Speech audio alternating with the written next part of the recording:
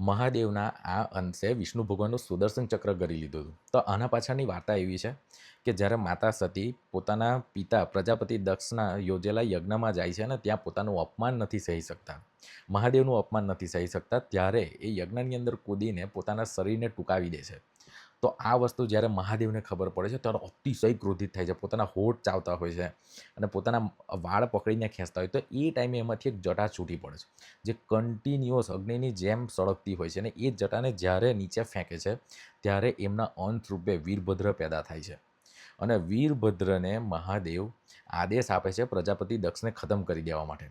અને ત્યાં વીરભદ્ર જાય છે ને આ પ્રજાપતિ દક્ષનું ગળું કાપીને યજ્ઞમાં હોમી દે છે, તે છતાં એમનો ગુસ્સો શાંત નથી થતો હતો અને ત્યાં કન્ટિન્યુઅસ લોકોને મારે છે. તો આ વસ્તુ જોઈને સૃષ્ટિનું બેલેન્સ બનાવવા માટે વિષ્ણુ ભગવાન એમના પર સુદર્શન ચક્ર ચલાવે છે.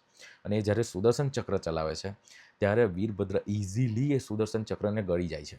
અને આ વસ્તુ જોઈને વિષ્ણુ ભગવાન અને બ્રહ્મદેવ અતિશય ચિંતિત થાય છે અને મહાદેવ પાસે જાય છે અને મહાદેવનો ગુસ્સો શાંત કરાવડાવે છે અને એમને વિનંતી કરે છે કે પ્રજાપતિ દક્ષને ફરીથી જીવતા કરે, જેનાથી સૃષ્ટિનું બેલેન્સ થાય. અને મહાદેવ આ વસ્તુ કરે પણ છે. અને આ રીતે આ વાર્તાનો સુખદ અંત આવે છે. ઓમ નમો નારાયણ.